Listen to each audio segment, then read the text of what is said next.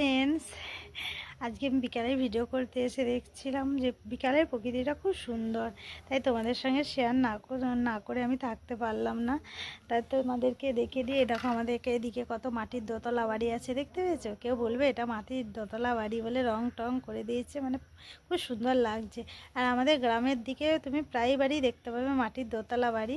তা তোমাদের কেমন লাগে মাটির দোতলাটা অবশ্যই কমেন্ট করে জানাবে। তোমরা কেউ বুঝতেই পারবে না যে এটা মাটির দোতলা বাড়ি। আর বিকেলটা খুব সুন্দর লাগছে দেখো। আর এই দেখো পাশে আমাদের খামার, মানে বাঁশ গাছ, পুকুর, এদিকে বাড়ি, ঠিক আছে, মাটির বাড়ি।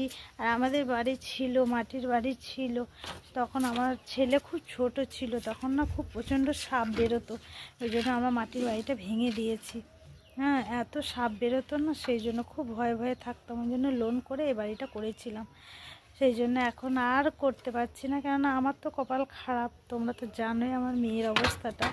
তা সেই জন্য আমি আর বাড়ি ঘরদর কিছুই করতে পারছি না, মেয়ের পেছনেই মানে প্রচুর টাকা খরচা হয়ে যাচ্ছে। এখন আমি নিঃস্ব, অসহায়, আমার পেছনে কেউ নেই, আর তোমরাই শুধু আছো, আমাকে সাপোর্ট করো এবং ভালোবাসা দাও। তা তোমাদেরকে অসংখ্য অসংখ্য ধন্যবাদ এবং অনেক ভালোবাসা।